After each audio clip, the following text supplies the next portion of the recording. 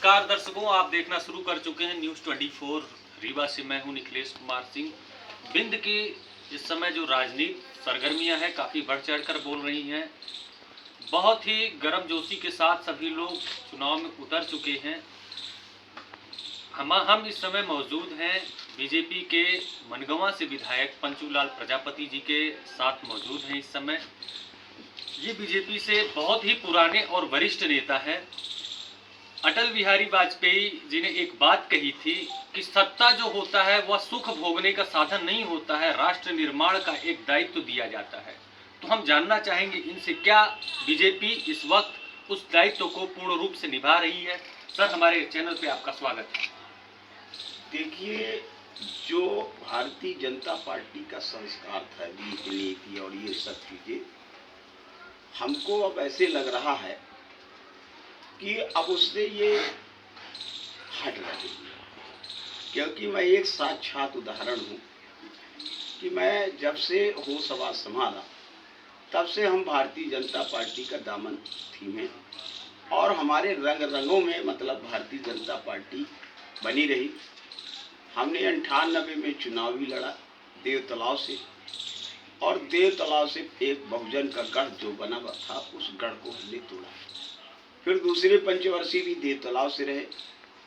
जब वहाँ से परसीमन हुआ, परसीमन में मनगवा विधानसभा क्षेत्र की रिजर्वेशन की सीढ़ी पे आया, और हम जब वहाँ से लड़ने के मन बनाए कि वहाँ से चुनाव लड़े तो मेरा टिकट काट दिया गया, और वो टिकट काट करके मेरी श्रीमती जी को दे दिया गया। मेरे ये बात ये समझ में नहीं आया कि चुनाव तो मैं लड़ता था, क्षेत्र में मैं भ्रमण करता था, श्रीमती तो एक गृहिणी थी, घर पे रहती थी, कोई क्षेत्र का ज़्यादा दौरा उनका नहीं था, उनको क्यों दे दिया गया कि ये बात भी हमारे समझ में नहीं आई।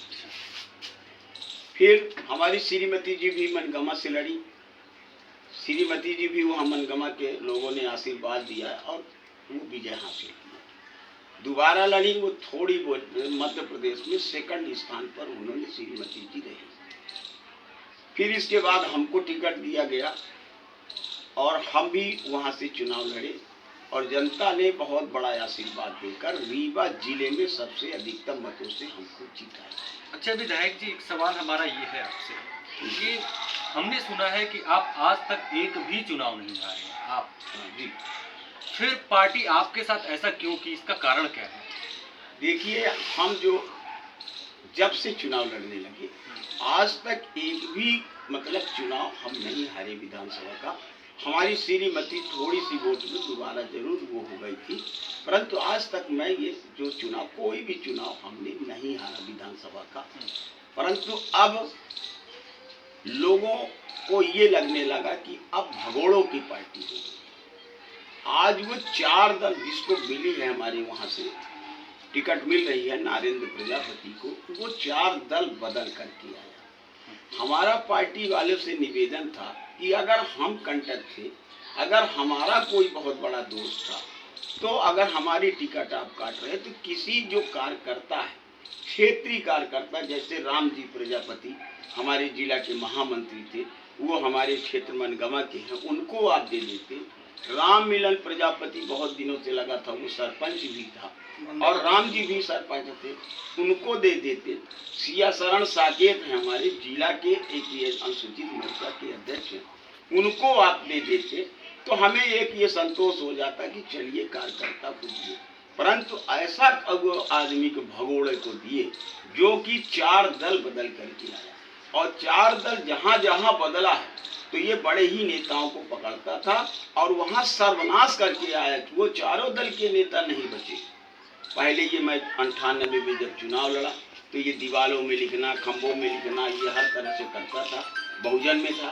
परंतु बहुजन से वहाँ जयकरण साकेत स्टैंडिंग विधायक थे, इस कारण से उसको बहुजन का टिकट नहीं मिला, जयकरण को मिला, उनको हमने हराया। जयकरण भी बेचारा नहीं रह गया, फिर अपना दल पे आया।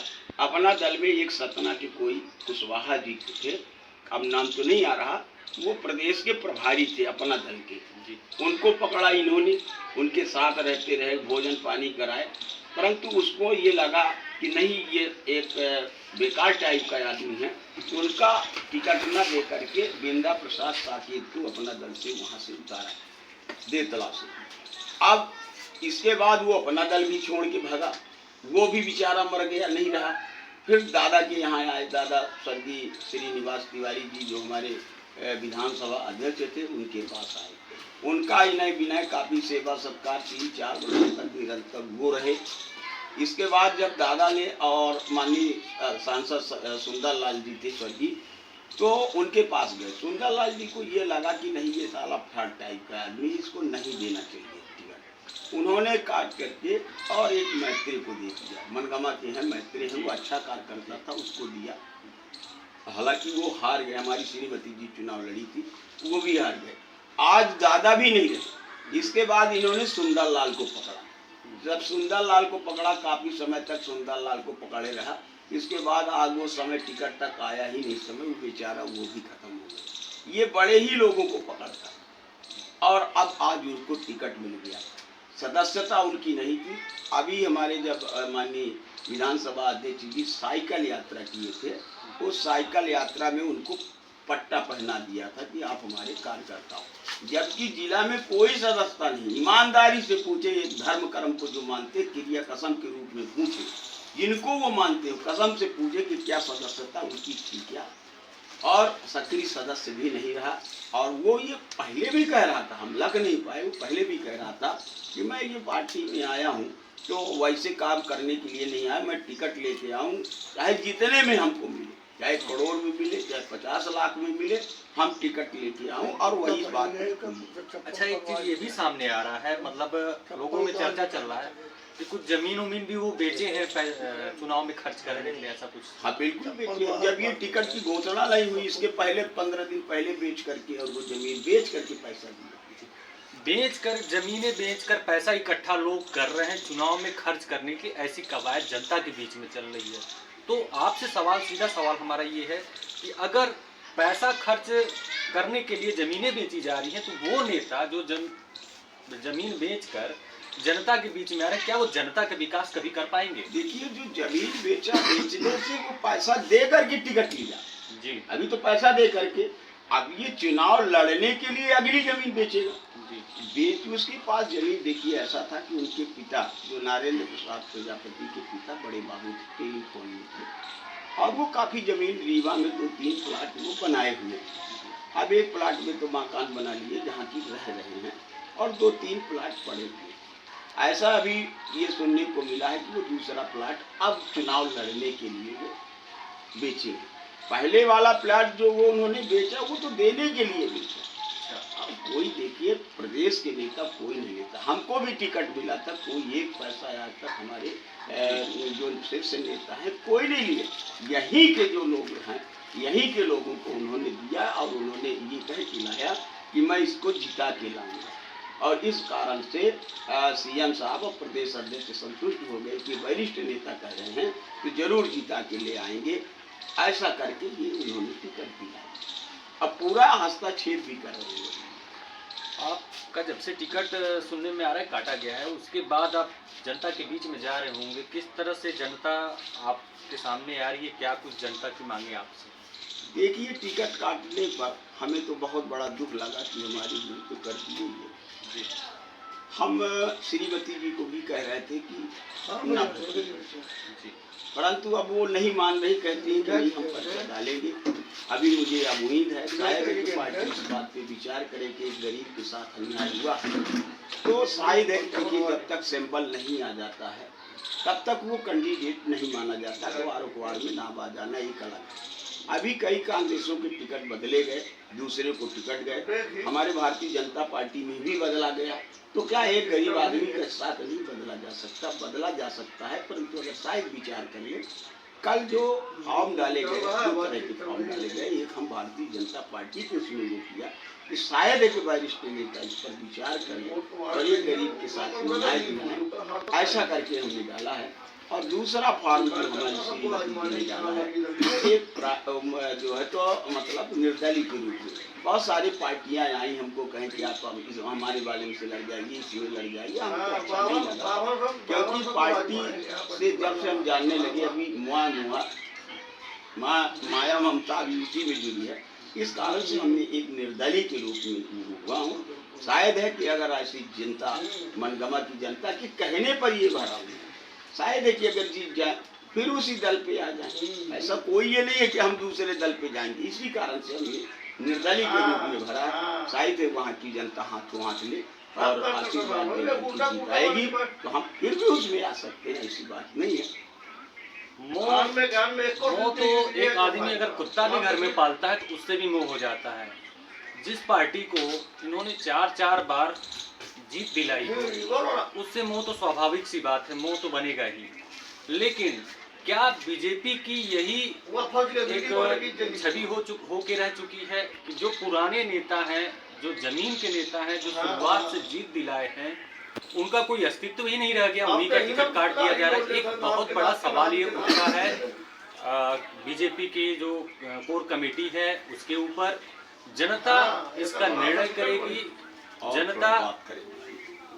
जनता इसमें विधायक जी को कहां तक लेके आती है। क्या कुछ और कहना चाहेंगे विधायक जी, बताएं। देखिए यहाँ जो लोग सींचा जी फूला आज देख लीजिए, आज वो सब घर बैठ गए।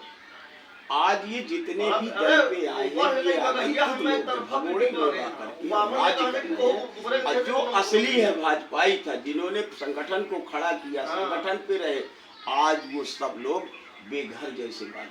आप यहाँ देख लीजिए कमलेश्वर सिंह, दादा कमलेश्वर सिंह जी आज ये घर पे बैठ गए। आज तक उनको कोई दायित्व नहीं दिया गया, न किसी निगम मंडल का बनाया गया। केशव पांडे जी हैं, केशव पांडे जी को आज तक ये नहीं बनाया गया कि वो सियाना आदमी है, पार्टी का बहुत वफादार था, उनको किसी निगम मंडल में बना देते। आप शिवनाथ पटेल की लड़की हैं, समझ माया सिंह जी, वो भी अब तरसती रह गई कि टिकट मिल जाए। आज तक ऐसे ये लोग मतलब सींचने वाले हैं भारतीय जनता पार्टी का। जब कोई पूछता नहीं था, संघ से ये जुड़े थे, आज उनको वो था। हमारे यहाँ राजेंद्र पांडे जी थे, वो भी इस दल से चले गए, उनको भी निकाल टाइप कर दिया गया। अब आज से जो भी पुराने लोग हैं, हमारे यहाँ मणिराज दाऊ थे, मणिराज दाऊ अभी नहीं रहे, स्वर्गवास हो गया। उनके लड़कों को किसी भी तरह से कहीं भी जगह नहीं दी गई कि चलो अच्छे पद पे इन लोगों ने पार्टी का दायित्व किया। इसी तरह से हमको भी समाप्त करने में ये पूर्णतः लगे हुए हैं कि ये यहाँ से भारतीय जनता पार्टी का बीज टूट जाए और सब खत्म हो जाए, तो फिर भाजपा का संस्कार अगर ऐसा मतलब दलाली के रूप में अगर पार्टी होगी तो कैसे ये पार्टी चलेगी, ये मुझे बड़ा कहीं न कहीं देखिए नेता जनता बना के देती है, जो उसके बीच जाता है उसके दुख दर्दों को समझता है। वोट डालना हर एक मतदाता का अधिकार है, वो अपना नेता बनाती है। ऐसे नेता को जनता चुने। हमारी ये अपील है हमारे ही चैनल के माध्यम से कि जो आपके सुख दुख में आपके सामने खड़ा रहे, ना कि जीतने के बाद कहीं और बैठा रहे और जनता 5 साल तक उसे खोजती रह जाए। बहुत बहुत धन्यवाद विधायक जी हमारे साथ समय देने के लिए। जी।